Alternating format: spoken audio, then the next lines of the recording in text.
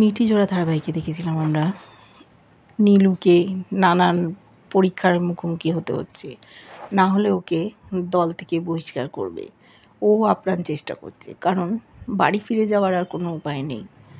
এদিকে রায়ের সাধের অনুষ্ঠান হবে, ওর মা ওদের বাড়িতেই আসবে, খানিক রান্না বাড়ি থেকে করে আনবে আর বাকিটা এদের বাড়িতেই করবে। সেই মতো সমস্ত আয়োজন হয়েছে। রায় অপেক্ষা করছে কখন মা আসবে। এদিকে আমরা দেখেছি স্রোত আর সার্থকের মধ্যে অনেকটা মিলমিশ হয়ে গেছে। ওদের মধ্যে যে একটা ইগো কাজ করছিল সেইগুলো আস্তে আস্তে সরে যাচ্ছে। একে অপরকে ভালোবাসে, সেই ভালোবাসার প্রকাশটা আমরা দেখতে পাচ্ছি। সকাল হয়ে গেছে, ভোর ভোর ফোন করেছে রায় স্রোতকে। স্রোত অবাক হয়ে গেছে যে এত সকালে কে ফোন করলো। পাশেই দেখছে সার্থক শুয়ে আছে। রাতের ঘটনাগুলো মনে পড়ছে আর স্রোত সার্থকের দিকে তাকিয়ে আছে। দিদির মিস কল দেখে ও ভাবছে দিদির শরীর খারাপ না তো, তাড়াতাড়ি করে ফোন ব্যাক করেছে। বলছে কিরে কেমন ঘুম হলো? বলছে তোর শরীর ভালো আছে তো? বললো হ্যাঁ আমার শরীর একদম ঠিকঠাক আছে। ডাক্তারবাবুর কী খবর? তোদের মধ্যে সব মিটমাট হয়ে গেল? এরকম করছে, স্রোতকে অনেক কিছু বলছে যেটা ওর মনে মনে ভালো মনে নিচ্ছে না।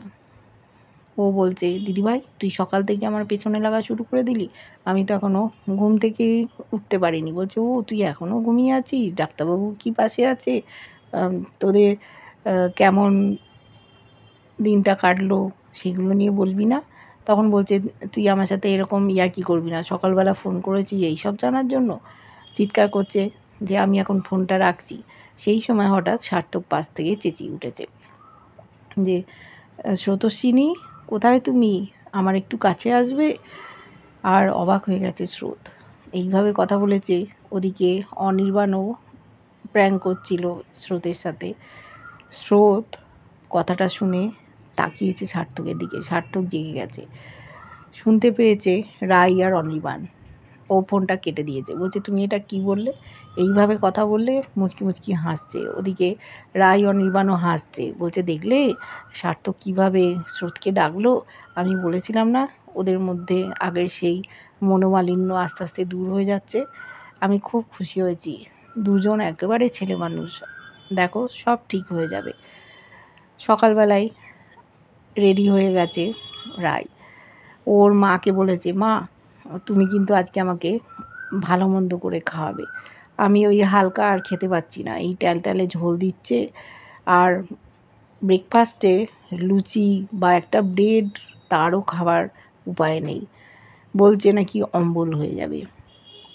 আমার তো সাথ দিচ্ছ, আমার ইচ্ছেটা পূরণ করার জন্যই তোমরা এই বন্দোবস্ত করছো। আমি যেরকম যেরকম খেতে ভালোবাসি সেই রকম তোমায় কিন্তু খাওয়াতে হবে। আর ইলিশ মাছ সর্ষে দিয়ে দই দিয়ে মেখে আমাকে ভালো করে খাওয়াবে। ওর মা বলছে তুই এই রকম খাবি? এরকম খাস না, তোর তো শরীরটা ভালো না, তোকে এমন কিছু খেতে হবে যাতে বাচ্চারও ক্ষতি না হয়। বলছে একটা দিনই তো খাবো, তোমরা কেন এরকম করছো? বলছে আচ্ছা আচ্ছা হবে। ও সেজেগুজে রেডি হয়ে গেছে, বাড়িতে চলে এসছে ওর দাদা।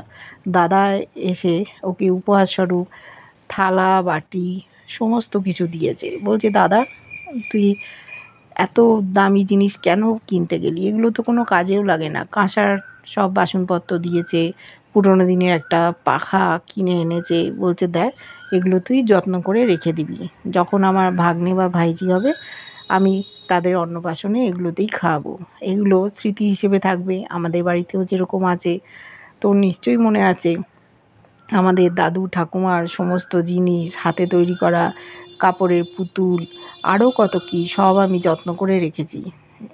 আমি যেদিন থাকবো না সেদিন তোর সন্তান এগুলো দেখে মনে করবে যে আমার মামু দিয়েছিল আমাকে। রাই বলছে তুই এমনভাবে কথা বলিস মনে হয় চুপচাপ শুনি, ছোটোবেলায় যেরকম গল্প করতিস ওই রকম। চোরকি সাথে সাথে বলছে কই বাবা তুমি তো আমাকে পুতুলগুলো কোনো দিন দাওনি। তখন রাই বলল তুমি ওগুলো নিয়ে খেললে তো নষ্ট হয়ে যাবে, ওগুলো আমাদের স্মৃতি, আমি তোমাকে কাপড়ের পুতুল বানিয়ে দেবো। দাদার অফিস আছে। অনির্বাণ চলে এসছে, বলছে আমি এখন যাচ্ছি, আমি ঠিক সময় মতো চলে আসবো, আমার তো একটা মিটিং আছে। রাই যেতে দিতে চাইছিল না, কিন্তু উপায় নেই, ওকে যেতেই হবে, চলে গেল। এদিকে রায়ের মা রান্নাবাড়ি করছে। হঠাৎ করে মনে পড়েছিল যে আজকে কত তারিখ, 25 তারিখ, 25 তারিখে নীলুর জন্মদিন। সেই দিনই ও স্বাদের অনুষ্ঠান হচ্ছে। মন খারাপ করে বসেছিল। অনির্বাণও জানে যে নীলুর জন্মদিন, তাই বললো তুমি মন খারাপ করো না, কি করবে, পায়েস রান্না হবে কিনা সেই নিয়ে নানান কথাবার্তা চলছিল। মনে পড়েছিল বৌমণি আর ওর মায়েরও, কী করে ভুলবে ওদেরই মেয়ে, তার জন্মদিন, আর সেই দিনই রায়ের সাধ দেওয়া হচ্ছে। পুরুতমশাই বলেছেন অন্য দিন হলে হবে না, তাই জন্য সব আয়োজন করছে। রাই আর একা থাকতে পারছে না, চলে গেছে মার কাছে। বলছে মা কি রান্না করছো, আমি একটু দেখি। বলছে না, তোমাকে এই গরমে আসতে হবে না, যাও তুমি গিয়ে বিশ্রাম নাও। ওখানে নমিতাদি ছিল, নমিতাদিকে বলল তুমি গিয়ে ওকে ঘরের মধ্যে শুইয়ে দাও, ওর এখানে থাকাটা ঠিক না, কোথায় শরীর খারাপ হবে, অনির্বাণ রাগ করবে, আমরা যা করার করছি। বৌমণি তার শাশুড়ি মাকে বলেছে মা পায়েস করবেন না। পায়েসের কথা শুনেই মন খারাপ হয়ে গেছে। তখন বলছে হ্যাঁ আমি নিশ্চয়ই করব। চোখে জল ফেলছে, মেয়েটার কি হলো, কোথায় গেল, জানতেও পারে না। ওদিকে আমরা দেখেছি নীলুকে নানান পরীক্ষা দিতে হচ্ছে। আমরা জেনেছি যে একটা কুয়ো থেকে বাচ্চারা জল খায়। কেন জল খায়, সেই জন্য সেই যার কুয়ো, সে কুয়োর জলের মধ্যে বিষ দিয়ে রেখেছিল, অনেক বাচ্চা মরে গেছে। এইরকমও আজকালকার দিনের মানুষ হয়। তাই ক্রান্তি ভাই এই খবরটা পড়ার পর নিজেকে আটকে রাখতে পারেনি, লোকটাকে তুলে আনতে হবে। আর নীলুও ওদের সাথে যাবে।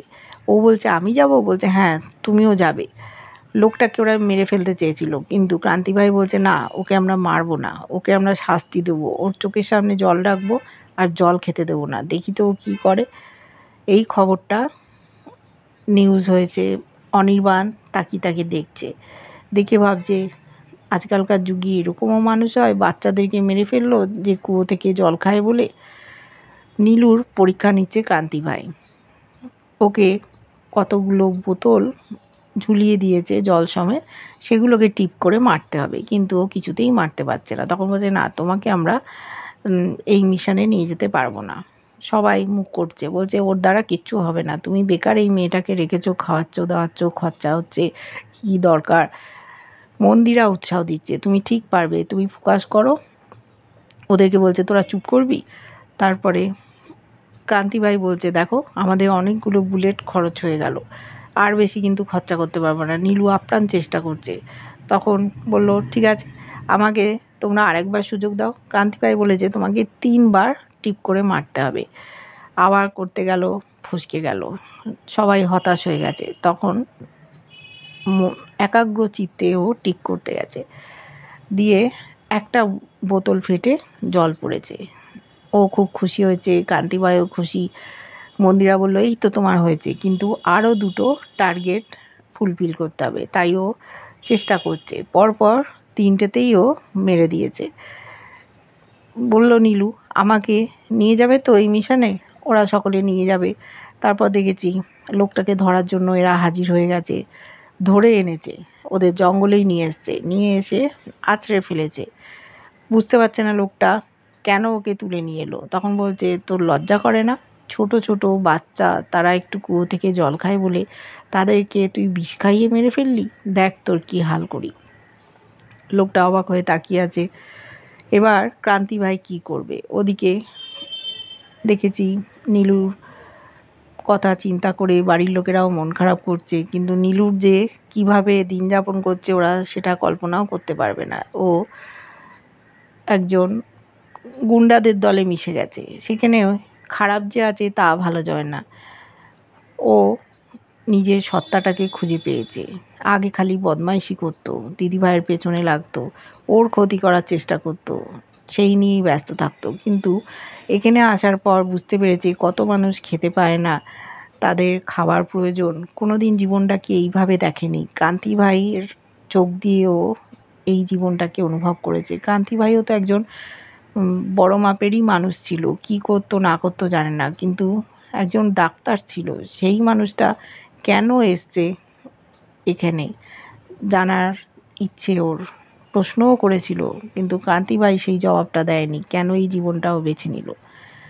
ওদিকে রাই অস্থির হয়ে যাচ্ছে, ওকে ঘরে শুতে বলেছে।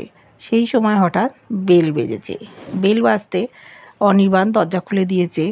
এসছে ওর বোন আর বাবা মা। ওদের দেখে অবাক হয়ে গেছে, বলছে যে তোমরা এসছো, জানতাম না তো। তখন বলল যে এখানেই দাঁড়িয়ে কি অনি তুমি কথা বলবে? বললো না না, তুমি ভেতরে এসো। মা বলছে তুমি দেখে খুশি হওনি আমাদের? বললো খুশি হব না, সে আবার কি কথা, এসো এসো শিগগির এসো তোমরা। কে খবর দিয়েছে? খবর দিয়েছে বৌমণি, নেমন্তন্ন করেছিল। বৌমার স্বাদ, ওরা আসবে না? চলে এসছে রাই বেলের আওয়াজ শুনে। অনেক দিন পর ননদের সাথে দেখা, দুজনে আপ্লুত। এতদিন পর দেখা হলো, কেমন আছে রাই জানতে চেয়েছে। একসাথে বোম্বেতেই ছিল ননদও। খবর পেয়ে ওরা সকলে চলে এসছে।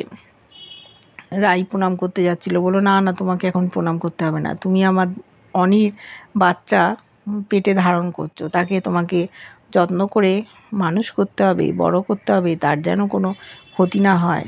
ওকে তখনও ইনসাল্ট করে কথা বলছে। অনির্বাণ বলছে দেখো মা, তুমি এমন কিছু বলো না যাতে আমার মনে হয় তুমি ভালো চাওয়ার থেকে রায়ের মন্দ চাইছো। ওর পক্ষে এখন ক্ষতিকারক। ওর যদি মন খারাপ হয় তাহলে ভালো হবে না। বকাবকি করা, মন খারাপ করা, কান্নাকাটি, এগুলো এখন ওর চলবে না। ওকে আমরা খুব যত্ন আত্তি করে রেখেছি। বলছে তোমার কি তাই মনে হলো? আমি তো বললাম রাই যেন নিজের প্রতি যত্নবান হয়, ও নিজের প্রতি খেয়াল রাখে, তবে তো বাচ্চাটা সুস্থ হবে। এবার রাই জল মিষ্টি আনতে বলল আপনারা খান, খেয়ে ঘরে আসুন। রাইকে পাঠিয়ে দিল ননদের সাথে। ঘরের মধ্যেও চলে গেল। অবাক হয়ে গেছে ওর শাশুড়ি মা আর শ্বশুরমশাইকে দেখে।